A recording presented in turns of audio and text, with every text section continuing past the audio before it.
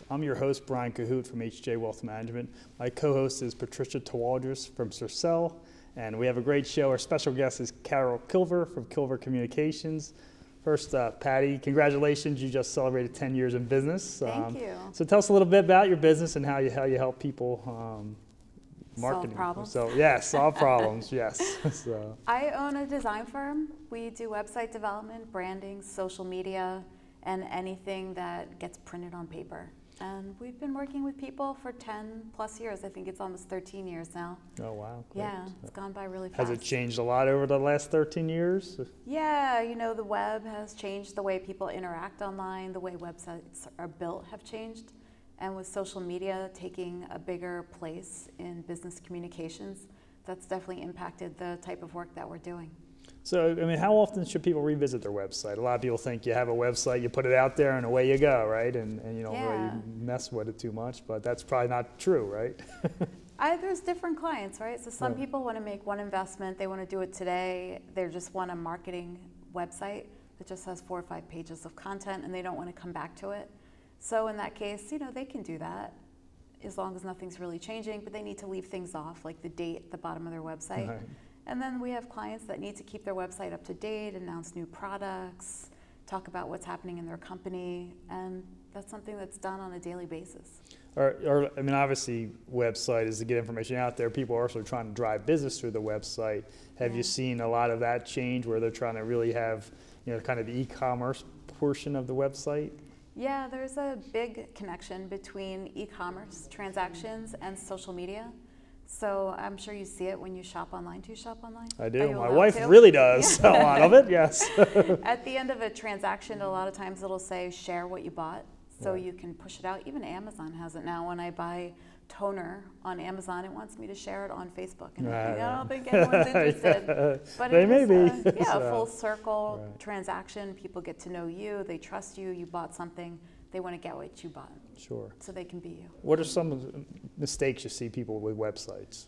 Some common ones out there? Yeah, that people think cheaper is the way to go. I'm just going to pay this guy I met $1,000 and he's going to build my website for me. And they might build a site and they might make it live, but suddenly that guy is gone.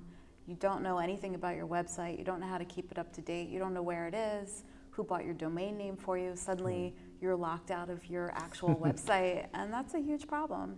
So that's one of the biggest problems. People don't want to invest, or they invest in a site that's done by somebody else and they can't actually keep it up to date themselves. So they find themselves calling that person over and over to make small changes and getting big bills. Yeah. So they don't strategize correctly. And it seems like there's a lot of statistics now that people, you know, can go out and see, well, how long, who's come to your website, what page they spent time on. Yeah. Is that an important component of managing the overall website? Yeah, it gives you a way to take a look at what pages people are visiting in your site. And then if they're not coming to certain pages that are important to you, you need to change their position in the website, change their content, make it more interesting to drive traffic to those pages from the search engines. So yeah, it really gives you a lot of power. It lets you see the success of your advertisement. So if you're running AdWords on Google, through Google, or you're running ads on Facebook, and you want to drive traffic back to your website, you can create special landing pages so that when someone hits an ad, they come back to your specific page in your website, and then you can see if it's actually working, and it's really neat. Yeah. I think you touched on a topic, search engine optimization. Yeah. And you know, sometimes that's a bad connotation because you feel like you have to pay for it. Yeah. Is that? I mean, do you really have to go pay for it to have your website, you know, highly ranked? Yes and no. I want to say no primarily because if you build your site correctly and you're putting content in that actually is valuable to a user, you're going to rank higher naturally, which they call the organic listing. And then when you're willing to pay and you want to get a higher listing, you can pay, but you get put in a section on the top where people know those are ads. You can pay to get in that position on the right column. Or you start popping up in people's Facebook feeds and they go to strange websites and suddenly you see your ads popping up. So it kind of becomes something that people don't even look at. Right. So it's good and it's bad. It helps you get to a higher position, but it's not always a good investment. Speaking of social media, you think of Twitter, you think of LinkedIn, you think of Facebook. Are they really platforms that businesses now have to consider and be involved with? You know, it kind of started out as a consumer, just, hey, we're checking out pictures of my friends, but it seems like a lot of businesses now have a presence on all three. Yeah, we manage it for a lot of our clients, and one of our biggest clients is a flashlight manufacturer, which you think they're selling to distributors, they don't go directly to customers, so why would they even bother to be on social media and engage? But we set up their Facebook, their Twitter, their Instagram, their YouTube, and if we could keep pushing them a little further, we would create a Pinterest board for them. And the whole goal is to engage with your consumers where they are, because your consumer is anywhere from a teenager all the way to a senior citizen, and they're doing different things online. So you have younger kids might be on Instagram checking out pictures, so you want to get them where they are, and that's the great thing about social media. You can target them very carefully. Yeah, no, that's great. Yeah. I know one of your services is you help buy stationery for customers. Yeah, we launched a new division. I'm super excited about it. Yeah, great. Yeah, it's something I grew up doing with my dad. He was a printer, and we used to do wedding stationery for people. And then I've been doing it as gifts for people all along, something that was fun, a nice creative outlet, and I just realized that I could actually make it a profitable business. I had no idea how big the wedding industry was. Oh, When yeah. you're married, I don't Yeah, know what you spent on your wedding. A lot. Well, you know, I have a than lot you of clients planned on. planning for their kids' weddings, and you Yeah. know, we put the price tag on it for them, and it's not cheap. Yeah, So, so we do all their stationery, their wedding invitations, baby showers, bridal showers, the day of wedding stuff. You have your menus and your place cards, and it's something that we just really love doing. And people can go online and buy it from websites like Minted, right. you know, but the thing is they're not getting the same kind of customization, they're not getting the personalization, they're stuck with whatever the options are. These are the color choices, these are the font choices.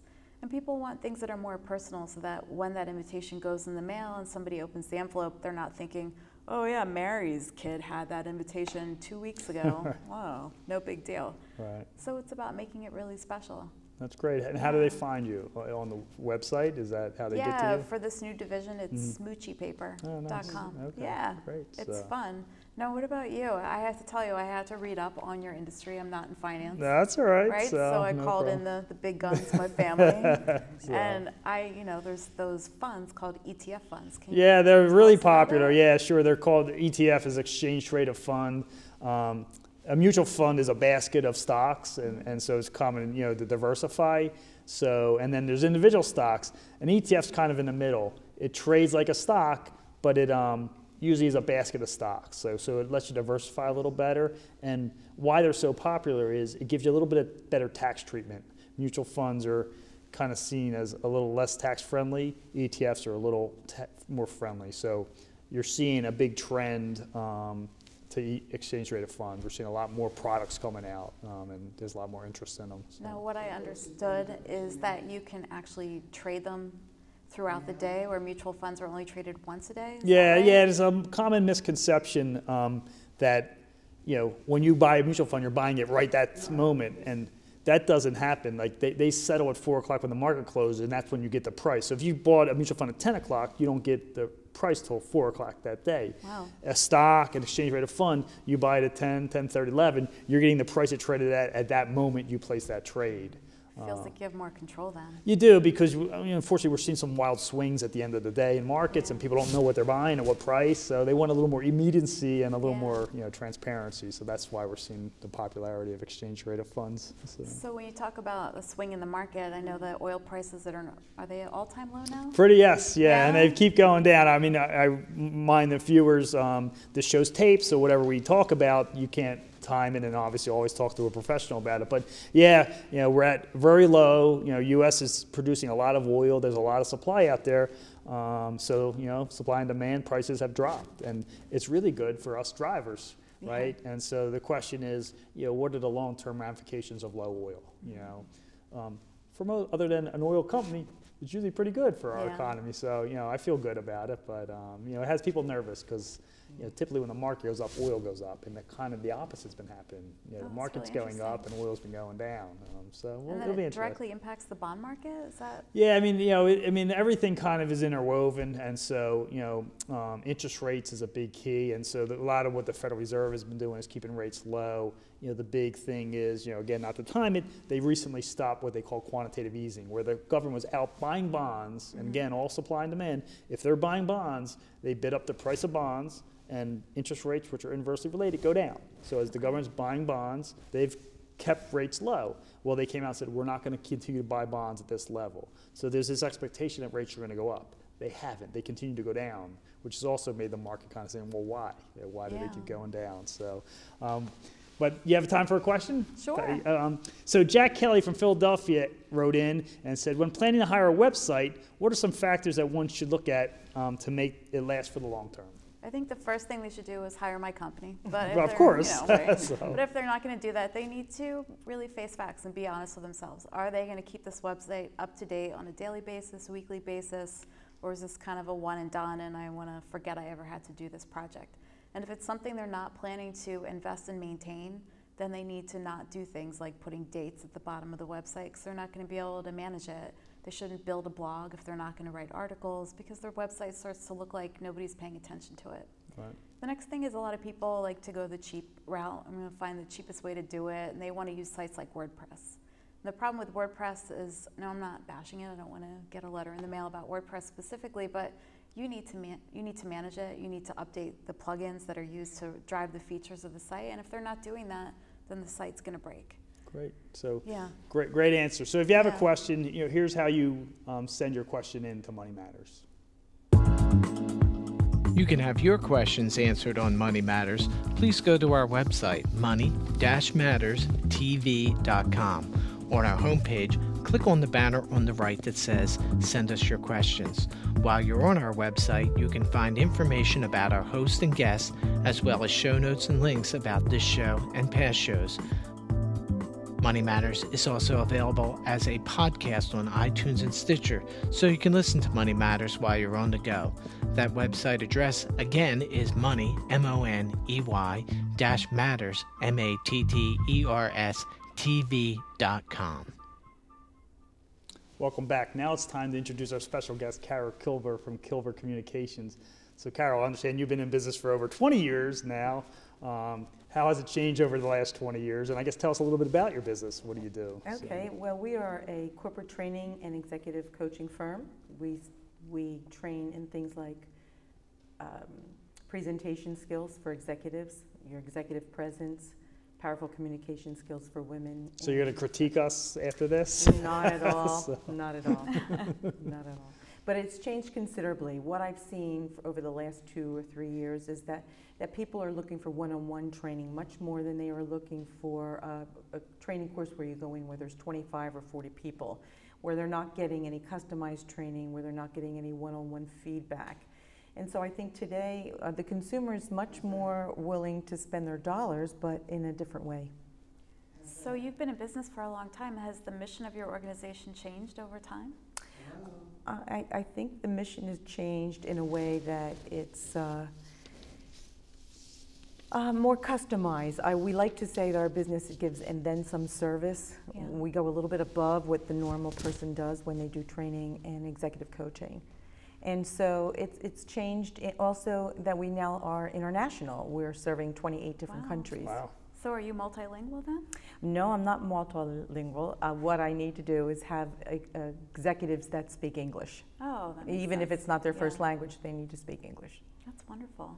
Thanks. So obviously being international was actually going to bring my question, because you're seeing a lot of content, go online where people want their communications online. Are you doing a lot? Is it all in person, or can you do it remotely and electronically? Well, what happens is we meet face-to-face when they first start, and then most of the executive coaching is in fact done via telephone or Skype, so that they actually are able to see what it is that we're doing.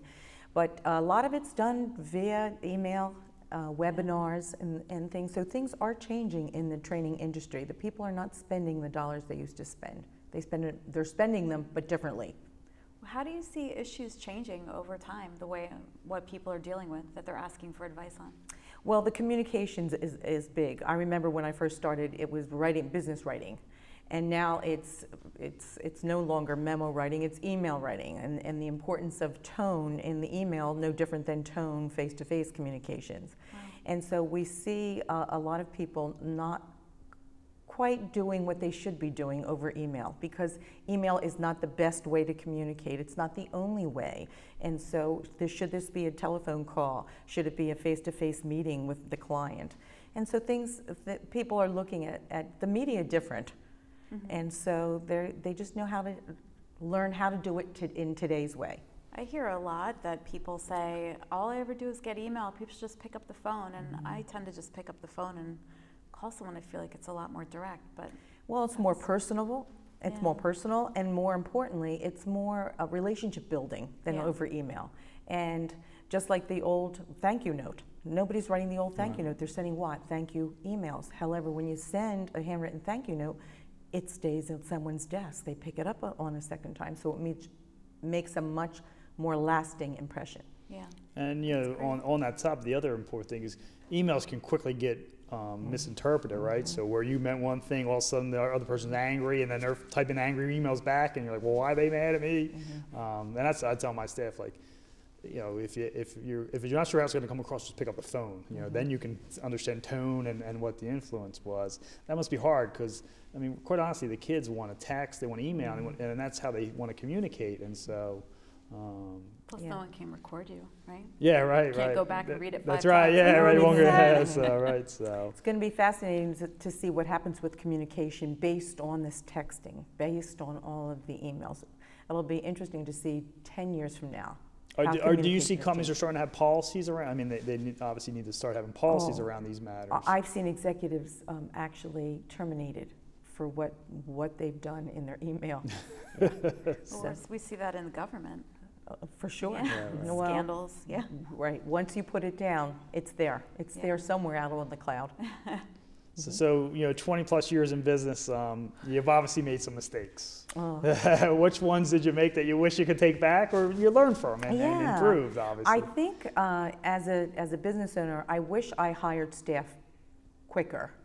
And the reason why is I now have the motto that I do what I do best and hire the rest. We'll share the income that's coming in, but do what you're passionate about. Do where your expertise are. My expertise, unlike yours, Patty, is not social media. So I have a social media team today. They're the ones on Facebook and LinkedIn and putting up everything that's got to go out on my blog. So I think it's probably not hiring quick enough.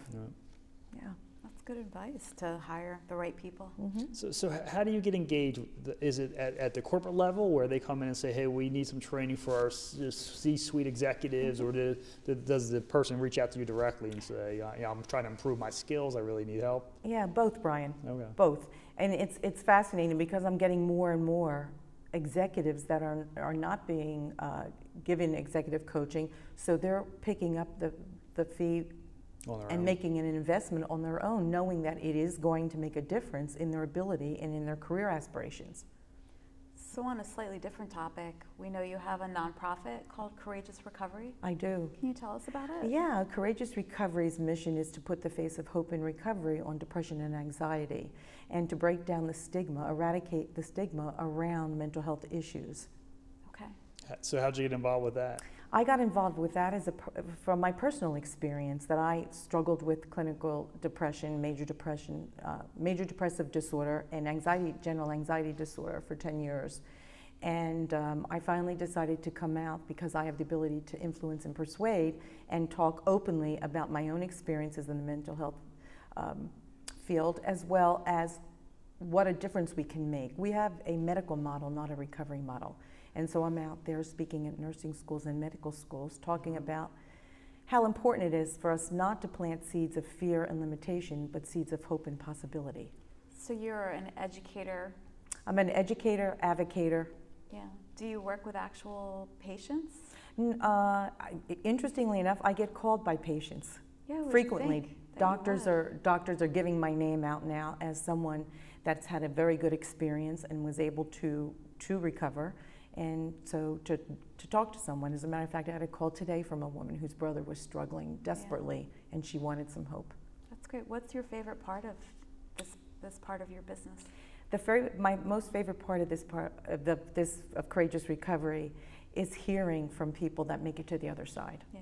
And that will call me later and say, you know, I'm here with my children celebrating Thanksgiving because of the information that you gave my children. That's amazing. Mm-hmm. That is really rewarding. Yeah, thanks for sharing your story. Congratulations. Yeah.